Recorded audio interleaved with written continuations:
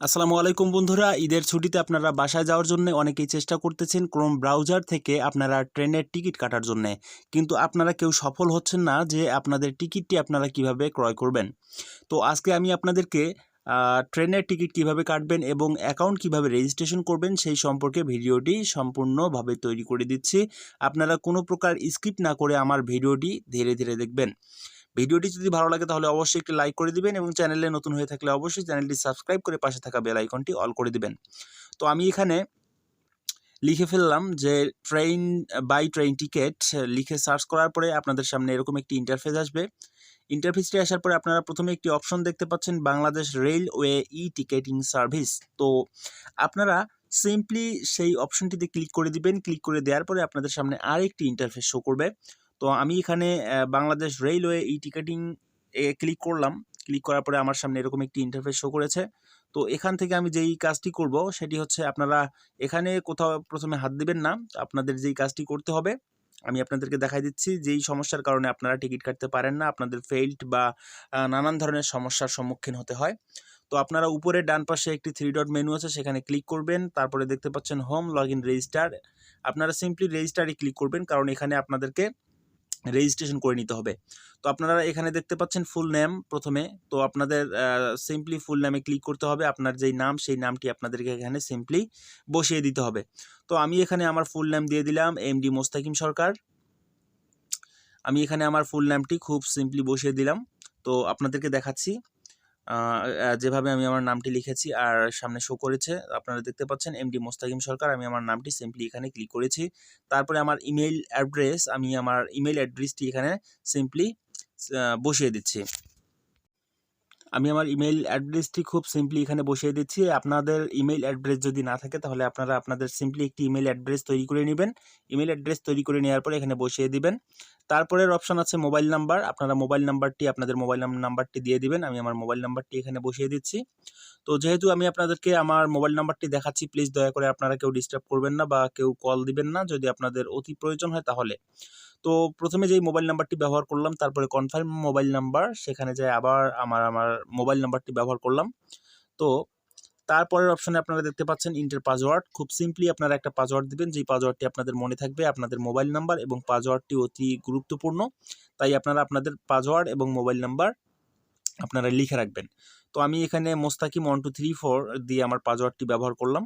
আবার same password পরবর্তী অপশনে দিব, মোস্তাকিম 1234। তো মোস্তাকিম 1234 দিয়ে দিলাম খুব সিম্পলি।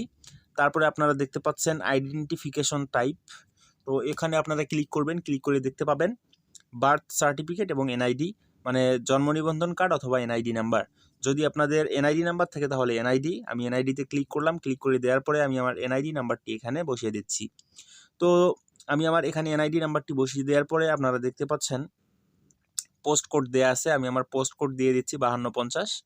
তো আমার পোস্ট কোড এখানে আমি ক্লিক করে দিলাম 5250 এবং আমার গ্রাম, তো নিচে গ্রাম লিখে দিলাম জয়পুর।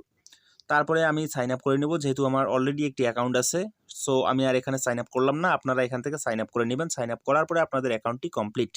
তারপরে আপনারা যেই কাজটি করবেন, আপনারা আবার ডান দিকে 3 ডট মেনুতে ক্লিক করবেন। ক্লিক করার পরে এখানে লগ ইন অপশনে ক্লিক করবেন। লগ ইন অপশনে ক্লিক করার পরে আপনাদের যেই মোবাইল নাম্বারটি আপনারা ব্যবহার করছেন সেই মোবাইল নাম্বারটি উপরে দিবেন এবং দ্বিতীয়ত আপনাদের পাসওয়ার্ড ব্যবহার করবেন। পাসওয়ার্ড ব্যবহার করলে আপনাদের সামনে এরকম একটি ইন্টারফেস শো করবে। তো এখন আপনাদের কাজ হচ্ছে, এখানে আপনারা ফ্রম মানে আপনারা যেখানে আছেন, ধরেন আপনারা ঢাকায় আছেন, আমি এখান থেকে সিলেক্ট করলাম ঢাকা। ঢাকা সিলেক্ট করার পরে এরকম ইন্টারফেস শো করলো। আমি এখানে ঢাকা সিলেক্ট করে নিলাম। তো ঢাকা সিলেক্ট করে নেওয়ার পরে আমাকে এখন টু সিলেক্ট করতে হবে, মানে আমি যেখানে যাব। তো আমার দেশের বাড়ি যেহেতু দিনাজপুরে, আমি এখান থেকে টু দিনাজপুর সিলেক্ট করে নিচ্ছি। তো সিম্পলি এখানে লিখে দিচ্ছি দিনাজপুর। আপনাদের নিজ নিজ দেশের বাড়ি আপনারা যেখানে যাবেন, টু স্টেশনে আপনারা সেই জিনিসটি বা সেই জেলাটির নাম আপনারা সিলেক্ট করে নেবেন। তো আমি এখানে দিনাজপুর সিলেক্ট করে নিচ্ছি। এখানে সিলেক্ট হয়নি, তো আবার আমি এখানে দিনাজপুর সিলেক্ট করে নিলাম, দিনাজপুর। তারপরে জার্নি ডেট 29/30, তো আমি 30-এ ক্লিক করলাম। 2 দিন আর সময় আছে, আমি 30-এ ক্লিক করে নিলাম, 30 এপ্রিল 2022। তো এখন চয়েস ক্লাস, মানে আপনারা কোন চেয়ারে যাবেন। আমাদের দিনাজপুরে মাত্র 4টা বা 5টা চেয়ার আপনাদের অ্যাভেলেবল আছে। AC block, AC chair, Snigdha এবং আপনাদের শোভন চেয়ার। তো বাকিগুলা আমাদের সেরকম অ্যাভেলেবল নাই। তো আমি এখানে আপনাদের আরেকটা জিনিস জানাচ্ছি, আপনারা একটু নিচে স্ক্রল করে দেখতে পারবেন। আমি একটু নিচে স্ক্রল করব। তো এখানে আপনারা দেখতে পাবেন, আপনারা এখানে দেখতে পাচ্ছেন যে শোভন চেয়ার নিচে, এই যে শোভন এস চেয়ার, এটা নর্মালি খুব অল্প টাকাতে।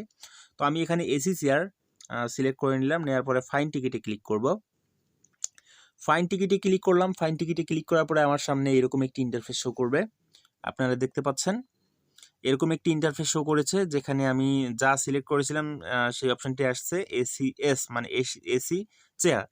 তো এখানে এই অপশনটি সিলেক্ট করার পরে আমি একটু স্ক্রল করে নিচে দেখাচ্ছি যে আমার কয়টা টিকিট অ্যাভেলেবল আছে আর কোন ট্রেন আমার জন্য বরাদ্দ আছে। তো ডিপ্রেসার টাইম আপনারা দেখতে পাচ্ছেন 6টায় ট্রেন ছাড়বে, 12টায় দিনাজপুরে পৌঁছাবে। তো একটু নিচে আপনারা দেখতে পাচ্ছেন একতা এক্সপ্রেস আমার জন্য আছে। তো মিডিলে দুঃখিত, এখানে আমি দেখতে পাচ্ছি যে কোনো প্রকার সিট অ্যাভেলেবল নাই।